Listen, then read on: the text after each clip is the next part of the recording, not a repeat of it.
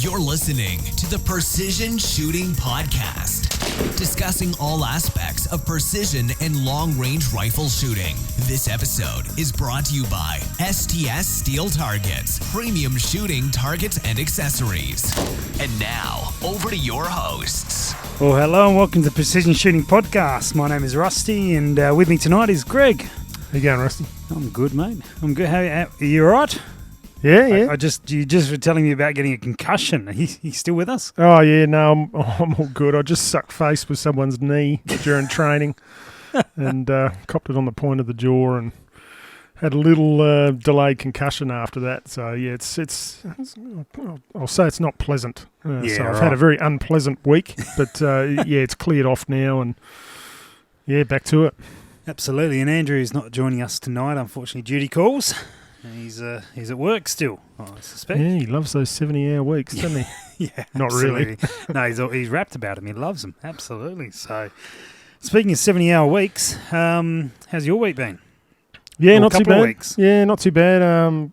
Yeah, been out, dropped a couple of foxes on a couple of different nights, and getting ready for a trip coming up in December into New South Wales. So went out on the weekend. With Simo, who's been on the podcast before. And host of the Hunting HQ podcast. That's right. And just went through our gear, checking zeros and all that sort of good stuff, getting MVs. And then we, did the old tailgate cook-up after that and then waited for the sun to go down and sensational. Chased some foxes again that evening. And believe it or not, on the weekend, we got fogged in. You got fogged in? Yeah, when it's like 32 degrees during the day. And we actually got fogged in, but obviously thermal can see through fog, which sort of saved the night a bit. But, we got one in the end, so that was a good night. Yeah. Right. I don't think I've ever been fogged in 30-degree weather. Yeah, no, it's odd. It wasn't 30 at the time, obviously. It was, sure. It just dropped right off. But, very unusual for this time of year. Absolutely. Oh, well, very good. Very good. And good to hear the foxes are still around. Yeah, they less of them now. Well, yeah, all the pups coming out, as you know. Yeah. And so the numbers are back up. It's the old reset, isn't it? The reset button's been pressed. It's fresh. It's fresh. Yeah, they're all running in, nice and dumb, and it's good so you fun. Probably don't need the thermal right at the moment. Oh, not really. Not really. Yeah, no, the one we shot anyway. The one we shot actually sat downwind of us for quite some time in some dead ground, and we couldn't find it because he was down low. But even smelling us in the full wind, he didn't bug out. He just sort of just zigzagged around downwind. And very dumb. It's good. Absolutely. Well, I have gotten back from my trips around the east coast of Australia, meeting a stack of listeners actually and others. Yep. It's been good fun. I don't actually know where we are in the release of the podcast schedule from that. We did 4 podcasts while we were away. And I don't know how many have gone up at the time of actually launching this one. So whatever you've heard so far, there may be more, or if not, then there's no more. Just to make it really clear. And so what number episodes this one, mate? I have no idea.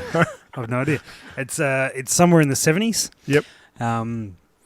And back in your heyday. Yep. Nice. and then we'll keep on putting those out. But it's a good trip. Obviously, if you want to know full details about where we did and what we got up to, that's the other episodes to catch. But overall, really good fun. Lots of stories to tell. Lots of people we met, and awesome to meet listeners and chat away with them and find so much passion for this style of shooting all around the country. And you got to have a look through Lithgow. We did, yeah. I know Dan and I banged on about it in an episode. Yeah. But I'm happy to go on further about it because it was really pretty good. Yeah. Really worthwhile. I mean, you don't get too many opportunities in Australia to go look at a manufacturing house of firearms. To be fair, I'm not really sure if to that extent. You probably have some sort of small scale builders building some stuff which you can go look at, I guess. But to the production level extent, I'm not aware of anything else like that in the country. Yep.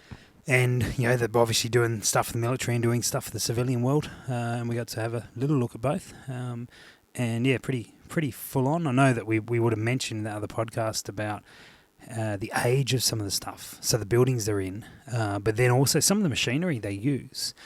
is actually quite old, some of the original stuff. Yeah, right. And they keep working with it to make it work because it still does a really, really good job. Yep. And no doubt, I know we mentioned the other one. I know I'm going over old ground here, but they've updated where they needed to, but then they've kept some of that. And I know Dan was really taken by that to appreciate the history of it and the sort of the old school way of doing some stuff. But then updated bits and pieces they need to. Yeah. One of the only, look, I may get this wrong, but I think they had the only forge in the Southern Hemisphere. Yeah, I've heard that before. Yeah, okay. I've heard that right, before. So if it's not right, at least it's put out there. Yeah, at least we're both wrong, Sam. Yeah. That's what we try to be, consistently wrong. Yeah. So it was a unique experience, really unique experience. And if anyone ever has the opportunity to go do that, and I know you can't just rock up and do it, we're very privileged in that regard. But if you do get the chance to, it's well worth doing. Worth doing. So kid in a candy shop, from the sounds of it. Yeah, absolutely. Just weren't allowed to take any of them home. Yeah. Unfortunately. Oh, and you got hands on their new rifle. Yeah, the 105. Which I think we spent half a podcast talking about how much we love it. Yep. I obviously haven't listened to that one yet. But to be fair, it only went up today, only a few hours ago. So it's it was really good fun. If you want to know more details, check out episode 71, the one about wind, and Dan and I talk about it there. But it's a nice piece of kit. I know people will be excited about it, and for good reason, and they will sell heaps of them because they're really they're well suited to PRS, really dedicated with PRS in mind, and they will, they're obviously built for a purpose, and they'll serve that purpose very well. And as PRS and similar style competitions kick up around the country, which they will, information hopefully is coming quite soon on that. That will be, out in the new year, exclusively to the Precision Shooting podcast, according to you last time, I believe. I think you said. As that sort of competitions start to sort of perk up a little bit, we will see use for that quite consistently. So it was good, really good experience. Oh, just one thing. When are they releasing this new rifle? Has that got a release date for sale? Yeah, Q2 of 2018. Yep. So somewhere in April through to June for 6.5. Nice. I suspect though that if you haven't, this is a guess. It's only a guess, but if you haven't ordered one yet, you won't see one in that period. Yeah, okay. Yeah, I'm getting snapped up. So from what I can tell, the orders are out there. Yep. And I don't know what the production capacity is for that rifle. So I mean, they'll launch it, but I suspect if you haven't got an order in yet, get one in soon, because I would be guessing that you won't get one in that quarter. I am quite honestly only guessing that. But I think that's fairly typical. Well, demand fairly decent assumption. Demand will be high. As soon as those things make their way around the country for people to hold and shoot, the demand will go up. As well. So, it was good and good chance to. I really enjoyed going to the Victorian Precision Service Rifle shoot. I've been sponsoring that shoot for the year and thought I should actually go to one. And it was a really good bunch of really good blokes there. The club was really welcoming.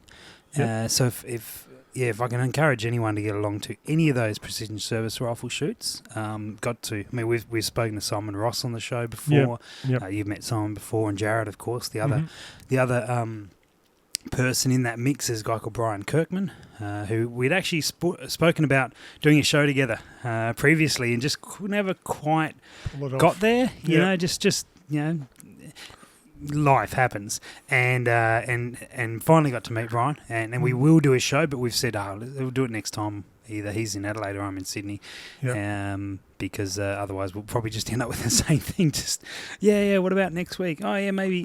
What about the week after?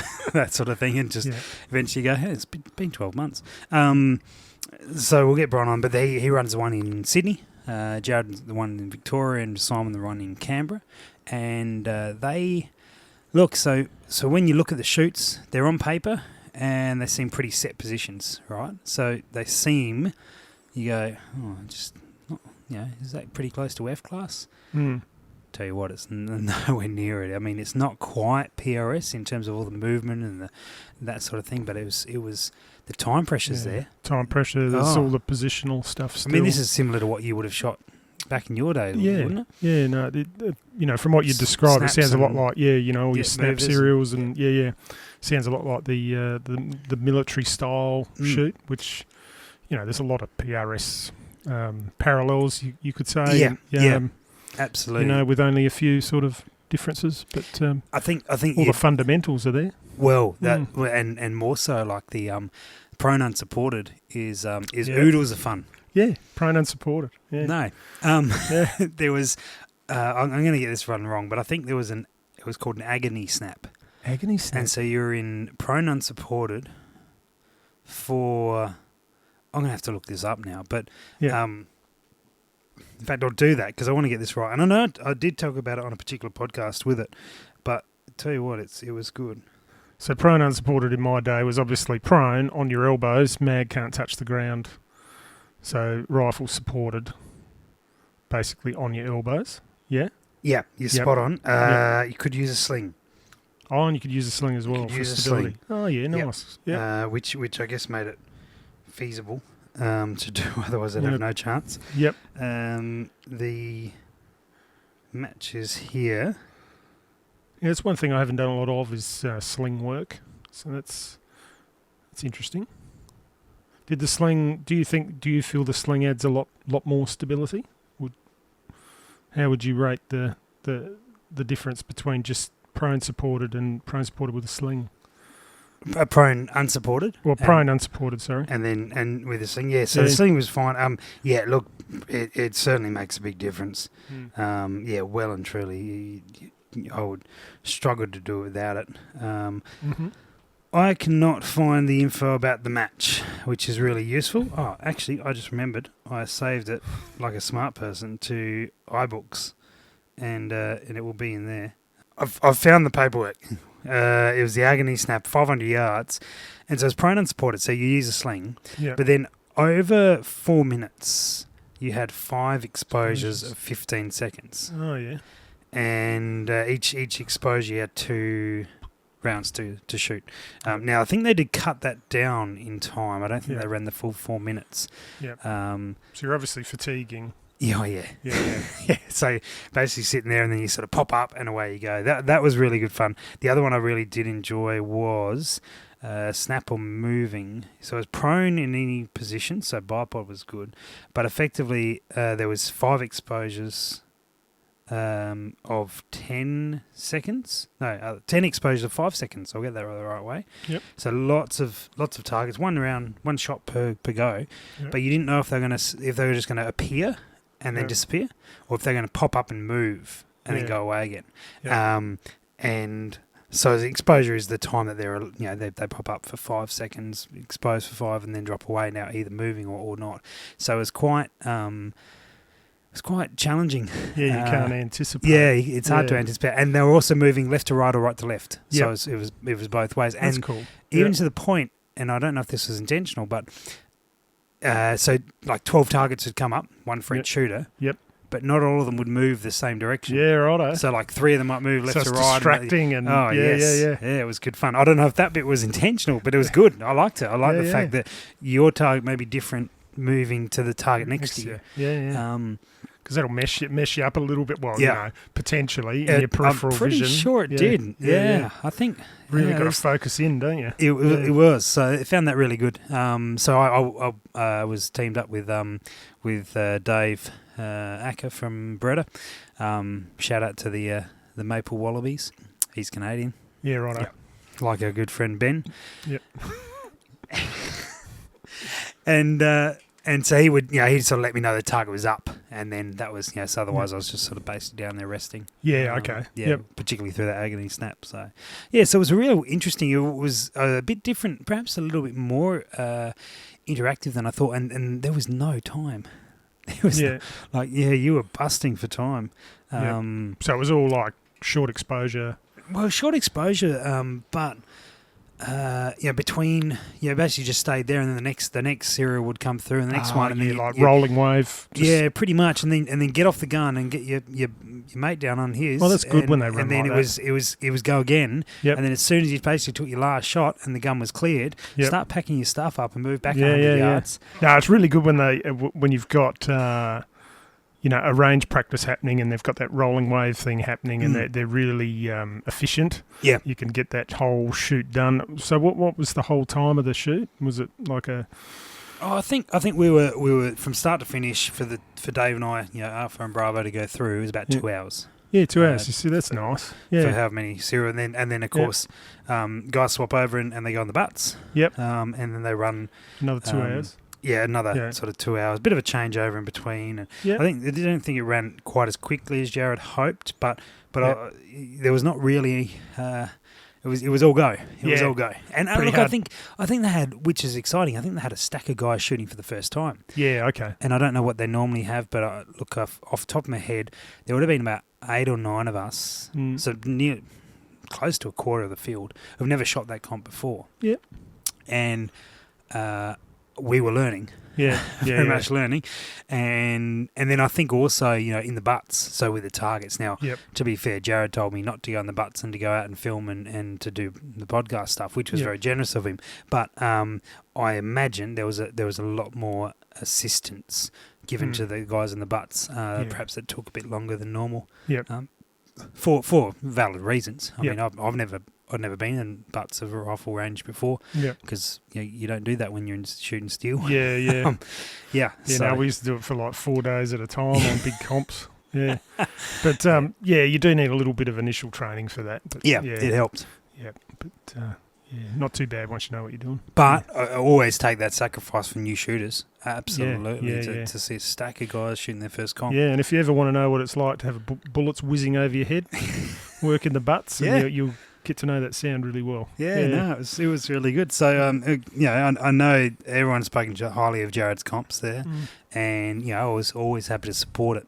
But it's wonderful to go and see it. And, I'd encourage anyone, even if you think, it doesn't sort of, I want to shoot steel and do PRS stuff, go shoot that because it'll challenge you. It really will, in a good way, but you'll still be really enjoying it because there is that sort of stress in the position. I know that they have found out that they have now the ability to shoot some positional stuff a bit closer in as well. Before it was always prone, but they believe they've found that they're licensed to be able to shoot from different positions closer in. Oh, excellent. Which is really encouraging. So it'll get more dynamic in the new year. Yep. So worth paying attention to for that comp, and hopefully we'll be able to be involved in it next year as well. Yep.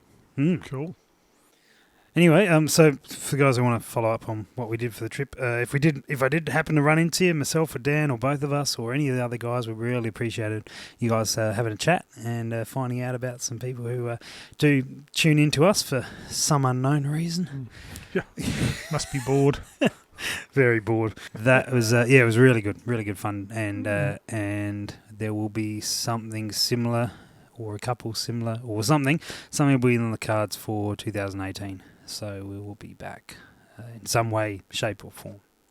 Other information, you said something about AB, Greg? Yeah, what's his name? Doc Beach? Doc. Yeah, Doc sent through his email that one of the Litz books is being, is it a new edition? Yeah, third edition. Third edition's being released shortly. That one. Ballistic Performance of Rifle Bullets. That's the one. And, in the US anyway, they're taking pre-orders and I think it's due out around Christmas, I think. Yep. So I'd suggest get in touch with Huntsman in Australia and see what you can find out. Yeah, definitely. So that's a good little pickup for a bit of Christmas reading while you're, doing a bit of fishing or camping. So yeah, absolutely. Yeah. Is it going to be out by... Shit, I'm not sure. I can't remember the date. I did read it. I don't know if there's a date there. Soon to be released. So get on it. Soon. Get on it. Soon. It'll be released. Speaking of Huntsman, they have a few of those the Magneto target indicators. Now, I reckon we might have talked about them coming back from the States, but they're basically a little device that sits on the back of a target, so Velcroed on, and they indicate that you've hit the target by sort of flashing a red light. Yep. Now, it's not quite that simple, although it is in some ways. I'm just trying to find the full product name and all that sort of gear, but they effectively, the mechanism sits behind the plate, so you're not going to shoot through the plate and break that in theory. And then there's like a little rubber clear bit that sticks up. And what that does is that will bring up the light behind the target, so you can see that the light's flashing when it's on. Now it'll flash red when you've hit it, and it'll actually flash orange when you miss it. Have a look at that, Craig. That's the ones there. And so if you happen to hit, because people always the concern is, well, what if you hit the indicator? Well, the idea is that you might hit that rubber, and you either pass through it. And you probably take quite a few pass-throughs. It's quite thick. Be sort of self-healing, I suspect. Yeah, and it's sort of got a shape at the top like a prism to direct the light. Yep. Back towards the observer. Yep. And so eventually that little piece of rubber, or whatever it's made of, is replaceable. So you just pull that out, put a new one in, and away you go again. Yep. So Huntsman have some demo units around and managed to get a little bit of time, not in a shooting manner, but in just a kicking the target manner on the weekend, and that was this was good. We saw the same thing in the States, but these ones are making their way around. So Huntsman has some videos and being used now. I believe we're going to get hands on with them in a few weeks. Which would be great. But I did see that Jared and Lucas McKinney and Crispy all got some hits on about 900 plus, and they said it was real easy to see. Oh, that sounds good. Yeah, so the feedback's starting to come in that they're a good option. They're around the 270 mark or something like that, which I know some people go, whoa, that seems pricey. Yeah. But there's no cables, there's no wires, they last a long time on batteries, and chances are you're not really going to break them too easily. Yeah. And also for competition type stuff, it sort of adds a bit more consistency for scoring. And I think that's probably the point, is that they're not the primary sort of reason to make them isn't for the individual shooting at 800 metres or something. It's really more for competition stuff, or if you're shooting really long range. And really want good confirmation that you can see it. It's really to back up a spot. It's cool. We're making feel really good, really confident about it. Because I know when I've done a bit of spotting, the old 6mm can get pretty tough to see when you get out at distance. It's usually just the lead spraying into the dirt that you really pick up on, not so much the strike, which can look like a miss. It can. You're right. You can. It can look like a miss. Yeah. So that'll clear all those sort of elements up for sure. Absolutely. So one of the guys I met while we were going around was your boyfriend, actually. Do I have a boyfriend? One of many, it sounds like. Okay. Paul, shooter, the thermal drone man. Guy. He must be a legend. You virtually proposed to in episode 70, I think. I seem to remember you. There's a man crush developing. Well, it's the yes vote has gone through now, mate. So. You're ready to rock and roll. Oh, jeez. But we met Paul. Paul was a real nice bloke, and he was the one who got in touch with us about the drone, the thermal drone. Yeah. Yep. And so he is keen. We're going to organise a night to go out spotlighting somewhere between SA and Victoria, or Adelaide and Melbourne, basically. So somewhere between. And he's going to bring his thermal drone on. So I think we're going to do a podcast from it, or some video. Well, video might be challenging, but we'll, obviously for your YouTube channel, connect those two. Yeah. And that'd be an awesome video. I think footage from the drone, mixed up with footage from the rifle scope. Yeah, and mixed up with podcasts. Mixed up with podcast audio. So it could create quite a conundrum from a technical point of view. Yep. No, it'll be really good. So that'll be an interesting trip. Sounds like good fun. And, I love technology, and it's always good to see how technology can work for you in the field. Well, Paul's he's a pilot, which is why he can operate his drone at night. I believe there's restrictions around drones at night, but because he's a pilot, he's certified in doing all of this. Yep. And therefore he can run he'll run it around to basically see where game is, and then either sort of try and coax the game towards us, or allow us to go and find it to a point where we can with what you're doing. Gee, that sounds tough. I'm going to enjoy that. I think you are, mate. So that's on the cards of Paul. We will definitely be in touch about hooking that up. It's a date. Oh, Paul, you lucky man. He's rich. At least he's rich. Shame about the good-looking bit. Yeah. Oh, well. Got a face for radio. Oh, as they call you on the other podcast, the man with the golden tonsils. Yeah. Maybe not the last nickname you ended up with on that podcast. There'll be far worse to come, I'm sure. That actually brings us into our topic this evening, which is varmint shooting. And perhaps a little more clarification around it, but we've noticed before, and also particularly in this trip, that a lot of guys who want to get into precision rifle shooting and long-range shooting, huge amount of them have a spotlighting background, a varmint shooting background. And I think it's more just there's more of a correlation between varmint shooting into PRS, into long-range shooting. And thinking about our own stories, Greg, both of us, and Andrew as well, I guess. But thinking about our own stories, it really is a tried and it's a well-worn path to go from sort of varminting and end up looking into long range. Now, to what extent people go through with it, that will vary. But a huge amount of the people that spoke to that were on the cusp of entering the long range world were spotlighters and varmint shooters. A little bit about your story, maybe, Greg. And I know we've shared it a little bit before, but remind those. Yeah, I'll probably just cut to the point where, I've had a lifetime of varminting and love it. And I'll probably just say that for most of that time when I was young, I probably imposed some glass ceilings on myself. Yep. In terms of distance and ability. I could always shoot groups quite well, but I never usually shot beyond sort of 200-300 metres. And what I found was, that was fine for a lot of the shooting I was doing at the time. It was working. I didn't need all that much distance. But when I got out of the army and moved back to South Australia, I was doing a lot of open farm.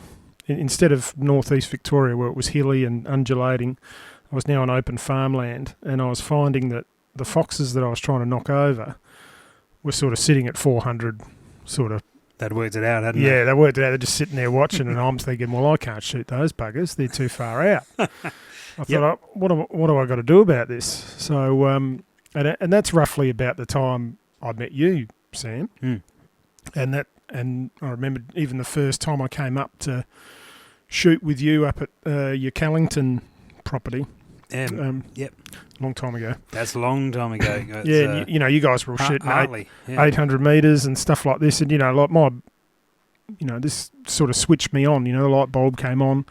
And anyway, that sort of started the process of, ballistic calculators, rangefinders, all that stuff was just all, to me before that. It was just unnecessary. But then all of a sudden, the light bulb come on. And, amazing how things change, eh? Yeah, and I was very quickly, how it happens. It happens quickly, especially for your first, in the supersonic range, you sort of extend quite quickly. Yep. And I started knocking over those foxes at 400. Mm. So that was sort of what drove me, is like I wanted to be able to shoot any varmint in my spotlight range. Yep. And then, of course, I went to 100 watt head. So 100 watt head, you can see a long way with a 100 watt head. So, because 400 metres is about the limit of a halogen usually, typically. Maybe a little bit more, but not typically. And if you're running a filter, it'd be definitely 400 max. Then I went to head and I was starting to reach out further, and that's where I started to look at different calibers. So you start to look at, extending yourself, and that's where I sort of went to 6mm. So yeah, it's like a progression. Mm. Also the whole, the wind side of it, bucking the wind. Yeah, so it's just a progression. I've ended up at 6mm for my varminting. I've found that's like my sweet spot. Dan got me onto the 87 grainers, and that's been a real sweet spot for me. I really enjoy shooting the 6mm 87 grainers out of the 243. Mm-hmm. I've actually got a question on that from a listener that we've actually sort of stumbled onto the topic of. But we'll come back into it. We'll come back into it. Yeah. Yeah, so that's where I've built up to. Although I did build up my 6x47 lap, and that was mainly just to keep learning in the long range. I think I'm primarily a varminting sort of guy. I'm not really a long range guy, but that doesn't mean I don't want to learn it. And no, absolutely. I mean, you've done some pretty impressive things long range hunting. Yeah, and that's coming. I think what I'm guessing you're alluding to there is that you're not content to sit all day and shoot steel. Yeah.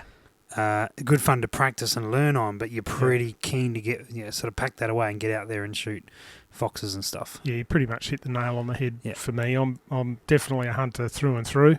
But I also, like you say, understand the value of tapping plates at different distances for a bit of practice and making sure all your data's right and all that sort of stuff. But I definitely do like, I have got that long range rig, so if I want to go beyond what I normally do varminting, and just for the practice side of things, I can. So, yeah, it's sort of where I've come from and gone to. But like you say, I haven't stayed in the long range world, if you like. I'm not doing PRS, but I'm definitely out there, every weekend, basically. Yeah. Varminting in different conditions. So and it must be a nice feeling, effectively thinking that if I can see it, I can shoot it. Virtually. That's actually a really good point to bring up, because I came to a realisation that's sort of where I'm at. Yep. And that's a good feeling when you're a varminter. Yeah. If I can see it, it's in gone. trouble. Yeah, absolutely. So that's a really good feeling to get to as a varmint shooter. And, I encourage anyone if you can get to that point, whether you're running a HID or a halogen or whether you're daytime shooting, if you can see it and it's in trouble, I think you're in a really good place. Yeah. Yeah. Yeah, absolutely. And it's, look, my story is similar, I guess, in many ways, where you're spotlighting and perhaps I didn't have the time, the experience in terms of years as yourself, but my progression came in line with my spotlighting. So you start spotlighting and you're getting into it. Yeah, I did it so sporadically when I was younger, but as I got into it more regularly, I think my knowledge in the long range world grew in line with my spotlighting. So we'd be spotlighting at 100 metres, 150 metres, and then just progressionally 200 metres was no issue, and then 300 was no issue, and then 350, 400, and then it was perhaps not so much of I've hit my limit, I need to go find some more info.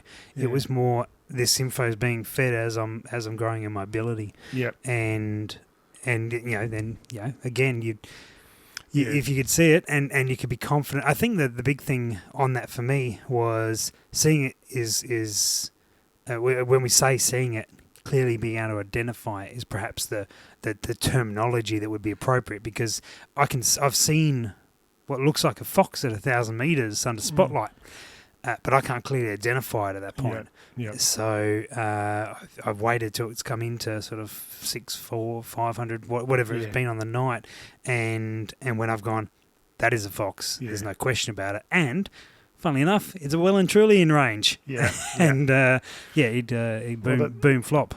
That's the thing with varminting. Although it's tempting to have a longer shot, you're better off waiting. If you exercise patience and get that guaranteed kill. Yeah. Don't worry about records. Worry about putting them down. You know, especially if they're still coming in. There's no point shooting if they're still coming in. Well, there's certainly is a skill to that, isn't it? So, and I've seen the flip side. Yeah, I've seen the flip side of guys who are well skilled in their long range stuff and can shoot a steel plate or a paper target at 1,000 metres plus, no problem at all. And then they get a fox that's coming in, and then it sort of crosses that magical 500 metre mark. Yeah. And they go, but I want to shoot it, and you're going, but it's not a great shot at the moment. Yeah. And you go, and then it pauses for a moment. They take the shot, they miss, and because it's still effectively on the way in, and there's some real, it's that knowledge of being able to sort of go, just wait. Yeah. Just allow the fox to come to a point where it doesn't want to come any further. Yeah, the whole fox behaviour Yeah. thing, and that's just time in the field. I think. Yeah. I think you can have it explained to you, but you really need to be able to be out there and watching how foxes behave when they come in to really understand it. So that's just get out there. Yeah, absolutely. And the other thing I find dudes have struggled with is, say a fox is coming in and the constant change of range. Really good point. Yeah. Like 750, 725, 700, 675. Yep. Like. And especially, and you notice that closer in as well, and especially on the calibers that are not as forgiving with that. With 308s or 223s perhaps, or some stuff. Comparative to like a 250 or 243 or something like that, it's you really need to pay attention to sort of every 30, 50 metres, depending on where it, how far out and the further it out, the more you got to pay attention to that distance because it keeps coming in. You keep updating it, and that's where we a good, and again back to some long range principles. A good shooter, spotter, perhaps ranger, in terms of finding a range. That relationship between two guys that shoot together a lot. That comes into play a huge amount where they're constantly giving you updates. And we used to do that with a guy, Dutchy, who some people will know, and actually was almost going to join us tonight. But he'll be back. He'll be on some future podcast, no doubt. But he and I shot a lot together, and effectively whoever's on the rangefinder was just yelling numbers. Yeah. So at every 5 seconds, number. Whether or not it was significantly updated or not, because the other thing that would give you is if you were hitting the wrong thing, we'd also, if you're sort of, you're not hitting the fox, you're hitting the hill behind it or something like that. You'd be able to keep updating numbers. So you'd be able to sort of work out, oh, hang on, no, we're hitting a couple of different things here. But then also, if it was coming in, you'd be getting smaller and smaller numbers. So that was really, a team that does that effectively. I couldn't agree more. Having a pair or more of guys to shoot with frequently, and I know I've been with you where there's 3 or 4 of us in the car and we're all just yakking away, telling stories and yarns while the spotlight's getting flicked around, and then as soon as we hit eyes, everyone's like silent, bang, out the car. Everyone knows their job and everyone's doing everything by the numbers, and the fox is dead, And that's, you only get that from shooting with guys. But do you remember that story we did that time we did that across 2 cars? Do you remember that was up in Flinders? Yeah, I remember that night. Yeah. And there was I'm trying to work out how to explain it, but effectively we were doing that same thing. We were but we're driving in 2 separate cars. That's right. And this cat was trying to be super elusive, and we effectively pincered the thing. That was a great manoeuvre. That was good. I remember I spotted him. He went in behind a bush. Yep. And then I called our car into... I said, right, you guys line up, you car go there, and then I fired a shot into the bush to get the cat to move. Yep, and he came straight out, and I think Dutchy might have even taken that shot, actually. Dutchy got the kill in the end, but it was like it copped a barrage big time. Yeah. And a lot of those communication skills are they're well drilled in lots of different areas. But in long range shooting, when you're shooting with a shooter and spotter, having that communication, and that's probably an observation I had from the weekend, was that those teams that really communicated well with each other consistently did really well. And to hear George and Lucas, who are in Team Delta Tactical, those boys communicate consistently and update. They just know each other. They just know each other, how they shoot, and that communication, while being relatively minimal, perhaps simplistic in many ways. Is far from simplistic, but appears quite basic. Is just the right amount. The communication is not spot too on. much. Not too little. No, that's right. Whereas for Dave and myself, we communicated. Sussing each other out. We didn't really know each other too well. We established the baselines of what we were going to call, which was great. So there was less confusion about it. But the communication wasn't. You take time to develop that knowledge. Process. Absolutely. So that was, and again, you spotlight with some people on a constant basis, and away you go. Story with Dutchy, because we used to shoot basically every 6 weeks on a RU permit. Or worked out to roughly every 6 weeks. I came down with you a few times to fill some of those tags. Yeah. And so that, but to the point where if the RU was on my side of the window, I was driving most of the time. Yeah. The RU was on my side of the window, gonna be out, and he would have already picked up the spotlight and put it on the. Yeah. This is when the spotlight was out my window. He'd already had the arm across, have grabbed the spotlight while I'm on the gun, and the communication was just there. Yeah. Eventually we got sick of that and put the hole in the roof. How many tickets did we have a night? 50. And we'd fill them well before midnight. Oh, that was under 3 hours. Yeah. And Didn't take you'd long. already been shooting there before, so. Oh, yeah. There was so many roos. Yeah. You probably could have had a permit for 300 in a night and still gone back a couple of months later and done the same thing. Yeah, so basically these roos were drinking his bore water quicker than it was coming out of the bore.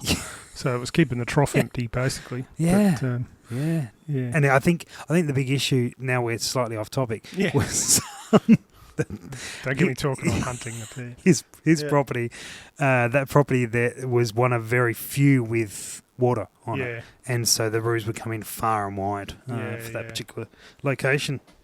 But another thing from like PRS style shooting that I use a lot in varminting is not cheap, but the Kestrel Elite and the Bushnell Connex. And it's actually the main reason why I bought it.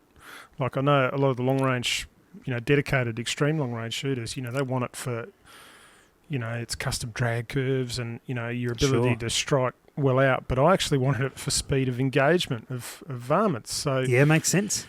So with the Connex, when you range, you get your drop. You don't get a distance. So you can whoever's your partner can just call drops to the shooter. Yep. So that alone really does speed up, because quite often a fox will only give you maybe 2, 3, 4 sets of 1 or 2 seconds to lay your shot off. Quick exposures for a snap exposure. Sounds like the shot you just went to. Yeah, that's right. Make sure they have fox cutouts. Yeah. I know all those guys would do well. But yeah, that's a real speed of engagement improvement. Yep. So I use that quite a bit. So it's, I just shove it in the glove box with the Bluetooth on and, just range away, and I just shoot drops and, with first focal planes. It's a breeze. Makes it so much easier. Oh, yeah. Yeah, absolutely. I think the other thing that you see relating PRS and spotlighting is just that we talk about speed of engagement, but cycling the bolt and you would have been in a situation where you got a couple of foxes on the go. Yeah. And you're talking like it could be anything from 10 degrees of movement to 120 degrees of movement from one fox to the next, and you've got to make a wind call, you've got to change your range, change your direction, cycle your bolt, keep your muzzle pointed in a safe direction and do all of that, and not let this fox run away. Yeah, at 2 a.m. when you're half asleep. and so I think, I think guys who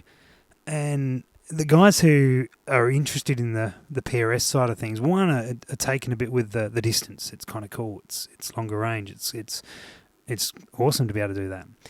But also just that rapid engagement and target direction, all that sort of gear. I mean, we see that on goats, we see that on foxes, all that sort of stuff. Rabbits. I think, funny, when we were up at the PRS, a huge amount, a large percentage of the guys had never been on a range before. Yeah, right. And then another chunk of a percentage had been on a range before to sort of zero. Yeah, okay.